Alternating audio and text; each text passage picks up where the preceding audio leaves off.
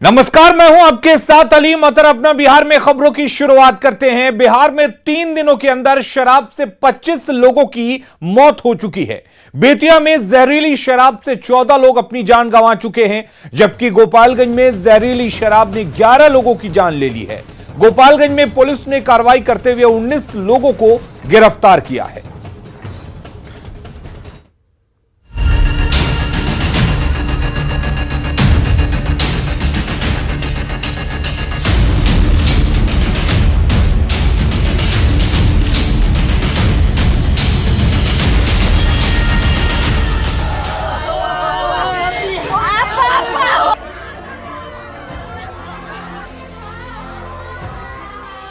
एक की गलती कैसे पूरे परिवार की दिवाली काली कर देती है, ये बेतिया के दक्षिणी तेलहुआ गांव के लोग बखूबी समझ गए होंगे।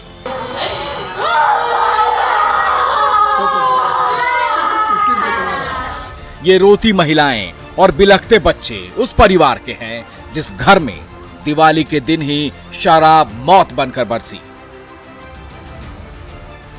बेतिया में जहरीली शराब से अब तक 10 से ज्यादा लोगों की मौत हो चुकी है, जबकि कई लोगों का अब भी अस्पताल में इलाज चल रहा है। मरने वाले नौतन के दक्षिणी तेलहुआ गांव के हैं। 13 लोगों का डेथ की पुष्टि हो चुकी है और अभी 9 लोग इलाजरत हैं। शराब से मौत का यह सिलसिला गोपालगंज से शुरू हुआ। दिवाली के एक दिन पहले गोपालगंज के मोहम्मदपुर में जहरीली शराब पीने से 5 लोगों की मौत हो गई, जो बढ़ते बढ़ते 10 से ज्यादा हो चुकी है। शुक्रवार को गोपालगंज सदर अस्पताल में इलाज के दौरान नीरज मांझी नाम के युवक की मौत हो गई।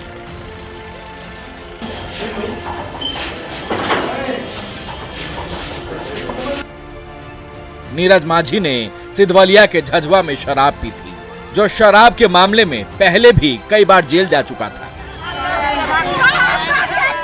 उसका हित मित मिला, 2-4 को बोला कर लेकर चला गया उधर ले जाने के बाद में मीट उट पकाया, दारू पिया। तो चौथा रोज में इसका हल्का हल्का पेट झड़ने लगा।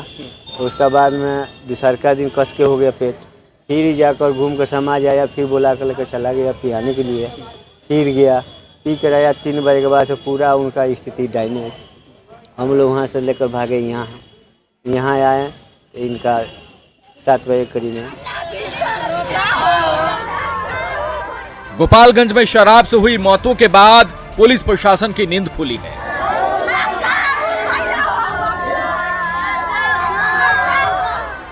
और चंद घंटों में पुलिस ने 60 जगह पर छापेमारी कर 19 लोगों को गिरफ्तार किया है।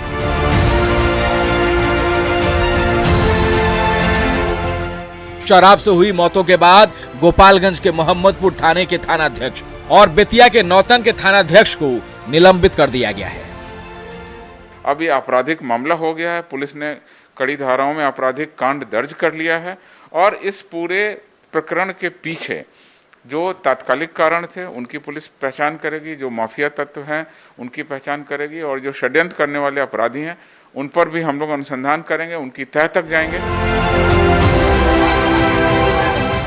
20 से ज्यादा मौतों के बाद जो पुलिस एक्शन में आई है, काश की ये तत्परता पहले बरती गई होती तो शायद इतने लोगों की जान नहीं जाती, दर्जनों परिवार की दिवाली काली नहीं होती।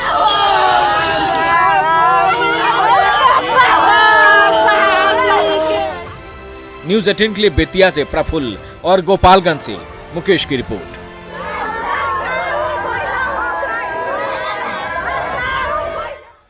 तो गोपालगंज और बेतिया में जहरीली शराब से करीब 2 दर्जन लोगों की मौत के बाद सियासत भी जोरों पर है। एक तरफ विपक्ष शराब से हुई मौत को लेकर सरकार पर वार कर रहा है, तो सत्ता पक्ष सरकार का बचाव। ये शराबबंदी लागू हुई है तब से इस कानून की धज्जियां उड़ रही है और बल्कि इसका कुप्रभाव ये पड़ रहा है कि कई जगह जहरीली शराब से आज ये बेतिया की घटना हो या गोपालगंज की घटना हो या इसके पहले आरा की घटना हो, भागलपुर की घटना हो, कई जगहों पर और बहुत सारे केसेज तो रिपोर्टेड नहीं हैं, वो या तो दबा दिए जाते हैं या दब जाता है या इस बात से कोई नकार नहीं सकता है कि पूर्ण शराबबंदी के बाद बिहार में माहौल काफी बदला है, लेकिन कुछ लोग तो गड़बड़ी करते ही हैं। जब इस तरह के मामले सामने आते हैं लोगों की जान चली जाती है तो यह बेहद दुखद होता है, दुर्भाग्यपूर्ण होता है। हम कड़े शब्दों में इसकी निंदा करते हैं। और लोगों के घर घर शराब पहुंच रहा है, तो इसको आप फिर रीथिंक करिए, रिकंसीडर करिए, या तो शराबबंदी लागू करिए तो पूरा ठीक ढंग से लागू करिए, जिसमें शराब लोगों तक पहुंचे नहीं, आपका शासन प्रशासन चुस्त दुरुस्त होकर इसको रोके, और नहीं तो इसको ख़त्म कर दीजिए। जैसे बाकी देश में चल रहा है वैसे बिहार भी चलेगा। जो शराब का अवैध कारोबार करते हैं, कुछ राजनीतिक दल जो विपक्षी दल हैं उनका भी संरक्षण शराब माफियाओं को प्राप्त है। ऐसे में सरकार के ऊपर अनर्गल आरोप लगाना बिल्कुल ही गलत है। तो छठ के बाद शराबबंदी की समीक्षा होगी और शराबबंदी कानून को कड़ाई से लागू करने के लिए अभियान चलाया जाएगा। पिछले 3 दिनों में जहरीली शराब से करीब 25 लोगों की मौत के बाद सीएम नीतीश ने यह ऐलान किया। शराबबंदी को लेकर सजग सीएम अब उन तमाम बिंदुओं पर सख्ती से विचार करने वाले हैं जो उनके अभियान को पलीता लगा रहे हैं। शराब से मौतों ने सीएम को झकझोरा। पुनः जबरदस्त रूप से अभियान की आवश्यकता है। फिर होगी शराबबंदी की समीक्षा। बना लिया है कि फिर हम इसकी पूरी की पूरी समीक्षा करेंगे। अब नहीं बचेंगे शराब के धंधेबाज। जरूर हम चाहेंगे कि एक अभियान और तेजी से फुट चले।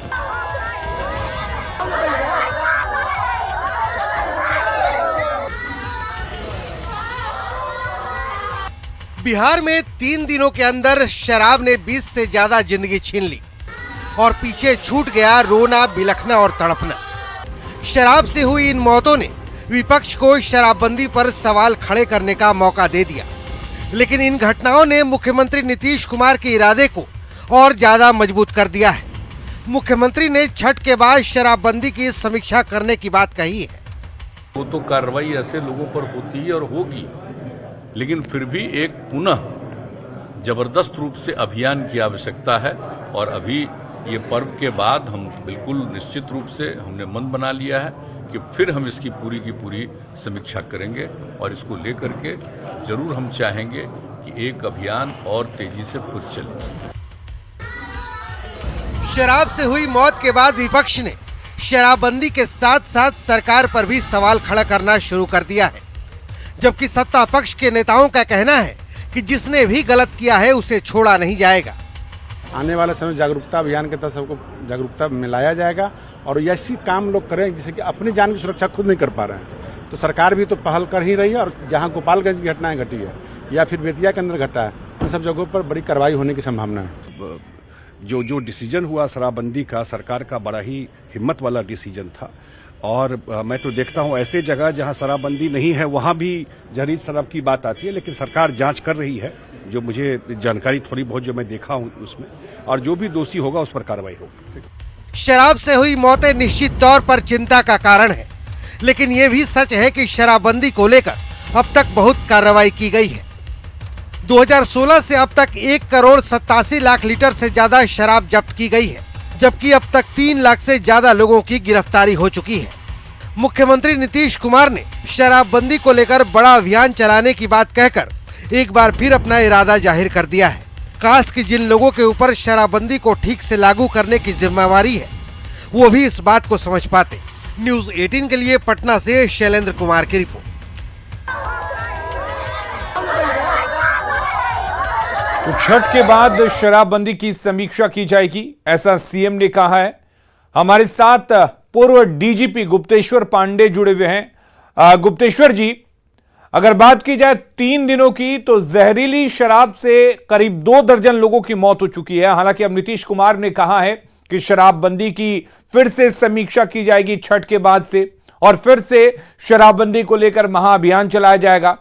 चूंकि आपने नीतीश कुमार के काम करने के तरीके को बेहद करीबी से देखा है और आप खुद डीजीपी रहे हैं, तो क्या हम ये माने कि अब जब समीक्षा की बात की जा रही है फिर से, तो ये जो शराबबंदी या जहरीली शराब से मौत का मामला है वो आखिरी होगा? देखिए, ये कभी नहीं कहा जा सकता कि ये आखिरी होगा और इसके बाद ऐसी कोई घटना नहीं होगी, लेकिन दो बातें बहुत स्पष्ट बता देना चाहता हूं जी कि शराबबंदी को लेकर के बिहार के मुख्यमंत्री श्री नीतीश कुमार बेहद गंभीर हैं और शुरू से हैं। इस पर किसी को कोई शक नहीं करना चाहिए, बिल्कुल, क्योंकि मैं जब डीजीपी था तब भी वो जब बैठक होती थी जी तो अधिकारियों को बहुत जबरदस्त तो लताड़ लगाते थे, डांटते थे, फटकारते थे, उन पर दबाव बनाते थे, टास्क भी देते थे कि बड़े बड़े अपराधियों पर, शराब माफियाओं पर कार्रवाई क्यों नहीं हो रही है। तो मुझे पूरा विश्वास है कि माननीय मुख्यमंत्री की समीक्षा के बाद जो सिस्टम है उसमें और तेजी आएगी, दबाव बनेगा शराब माफियाओं पर, लेकिन अब ऐसी वारदात दोबारा नहीं होगी इसकी गारंटी तो कोई भी नहीं दे सकता। अच्छा, गुप्तेश्वर जी, आप डीजीपी रहते आपने खुद शराबबंदी को लेकर कई अभियान चलाए हैं, लेकिन सवाल यह है कि शराब पकड़ी जाती है, बड़े पैमाने पर अवैध शराब जब्त किए जाते हैं, बावजूद इसके आखिर कहां कमी रहती है, कहां चूक होती है कि शराबबंदी बार बार इस तरह से फेल साबित हो रही है? दो पक्ष इसके कारण है। एक तो ये सरकार के स्तर से ये नीतिगत फैसला है कि बिहार में शराबबंदी रहेगी, ये कानून पारित हुआ, लेकिन उस कानून को लागू करने और कराने की जिम्मेदारी जिन पर है वो लोग ये नहीं कह सकते कि वो दोषी नहीं है, चाहे वो पुलिस के लोग हों या एक्साइज के लोग हों। कहीं न कहीं, मैं ये नहीं कह रहा कि सारे लोग मिले हुए हैं, लेकिन कहीं न कहीं अपने कर्तव्य के पालन में जितनी शक्ति और जितनी तत्परता होनी चाहिए निश्चित रूप से पुलिस विभाग में से चूक हो रही है, एक्साइज से चूक हो रही है। लेकिन अगर पुलिस विभाग और एक्साइज के लोग पूरी मुस्तैदी से मतलब जान दे करके भी इसको रोकने की कोशिश करें, तो जब तक जनता में जागरूकता नहीं आएगी और जनता में इसके खिलाफ एक आंदोलन नहीं खड़ा होगा, तब तक प्रशासन से भी पूरी तरह स्थिति नियंत्रण में होने वाली नहीं है।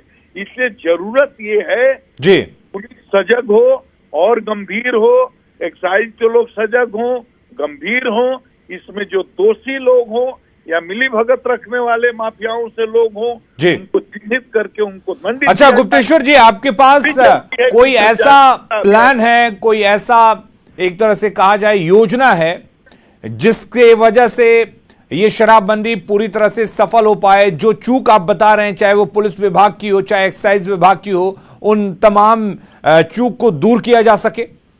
एकदम। इसकी पर मेरे समझ से है कि हाई स्कूल में जो 9-10 के बच्चे हैं, जो सारे जो शिक्षक हैं, उनको जागरूकता समाज में लाने के अभियान में लगाया जाना चाहिए। एक टास्क दिया जाना चाहिए।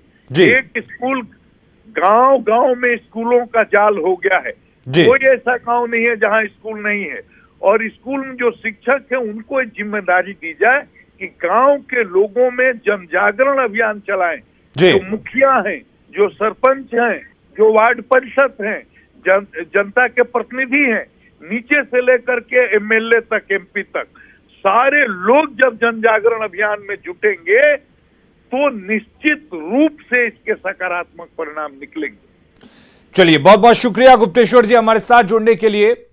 अगली खबर का रुख कर लेते हैं। दीपावली के दूसरे दिन लुटेरों ने आज दरभंगा में गहने की दुकान को निशाना बनाया और दिन दहाड़े 30 लाख के सोने चांदी की लूट की। हैरानी की बात यह है कि 6 की संख्या में लुटेरे आराम से हथियार के बल पर दुकान लूटते रहे और पुलिस को भनक तक नहीं लगी। त्योहारों के मौके पर पुलिस की ऐसी मुस्तैदी से लुटेरों को चांदी तो होना लाजमी है।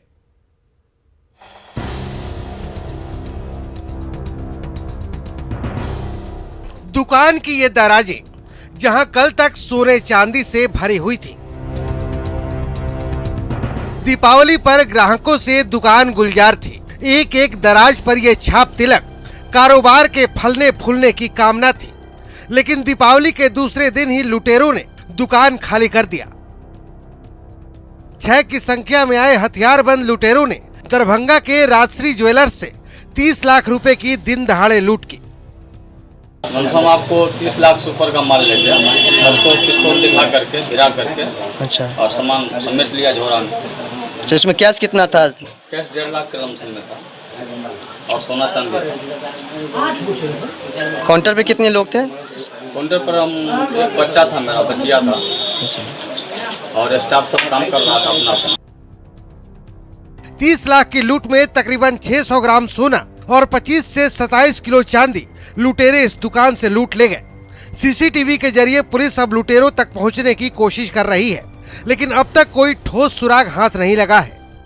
100 ग्राम सोना और करीब 25-27 किलो चांदी वो लेकर के भागे हैं। बोला जा रहा है कि उनके पास आर्म्स भी था, पिस्टल था। ठीक है, तो उसको ट्रैक कर रहे हैं हम लोग, पता कर रहे हैं। सीसीटीवी वगैरह से निकाला जा रहा है उसका, और जो भी रूट पे है जिसपे वो लोग जा सकते हैं उस रूट पे चेकिंग हो रही है। कोई बताया कि कितने का राशि होगा जितने की लूटी हुई, कोई एस्टिमेट? राशि वो तो ये ज़्यादा बेहतर बता पाएंगे, किलो के हिसाब से बता रहे हैं। उसमें करीब 600 ग्राम सोना था और 25-27 किलो चांदी। ये कोई पहला मौका नहीं है जब दरभंगा में लूट की बड़ी वारदात हुई है। पिछले साल 9 दिसंबर 2020 को दरभंगा में 10 करोड़ सोने की लूट हुई थी। न्यूज 18 के लिए दरभंगा से विपिन कुमार दास की रिपोर्ट। नालंदा के शिवपुरी मोहल्ले में दबंगों की गैंग ने कोहराम मचा दिया। ग्रामीणों से मारपीट की और घर का सामान तहस नहस कर दिया। गुंडों की एक एक हरकत सीसीटीवी कैमरे में कैद हो गई।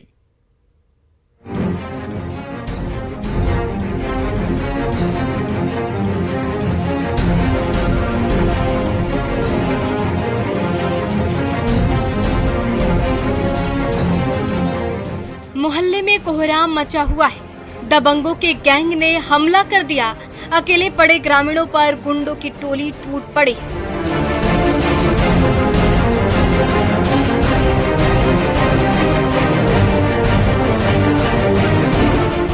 बाहें मरोड़ रहे हैं, लात और घूंसे बरसाए जा रहे हैं, दौड़ा दौड़ा कर पीट रहे हैं। भरे मोहल्ले में संग्राम सा छिड़ा हुआ है। बीच बचाव के लिए स्थानीय महिलाएं भी पहुंच गई हैं, लेकिन ये शातिर अपराधी निरीह ग्रामीण पर बरस पड़े हैं और तोड़ फोड़ पर उतारू हो गए हैं, जिससे हर तरफ बवाल मच गया है।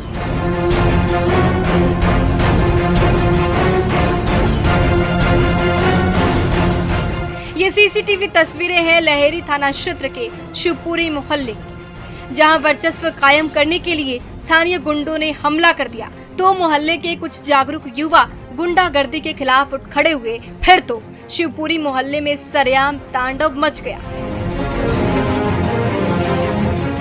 लठैतों और ग्रामीणों के बीच जंग होने लगी।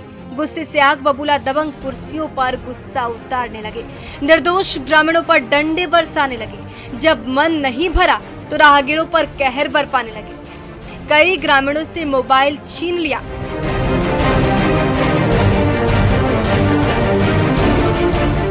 शिवपुरी मोहल्ले की सड़क पर गुंडों की टोली कई घंटे तक उत्पात मचाती रही, तोड़फोड़ करती रही, महिलाओं को निशाना बनाती रही। आखिरकार जब लहेरी पुलिस तक मारपीट की खबर पहुंची तो पुलिस के जवान मौके पर पहुंचे और 2 अपराधियों को गिरफ्तार कर लिया। अभिषेक कुमार, न्यूज 18 नालंदा।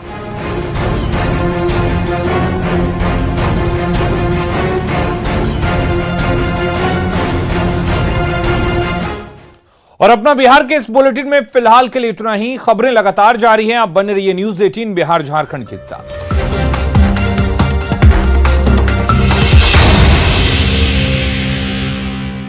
छोटी सरदारनी के जिंदगी में आया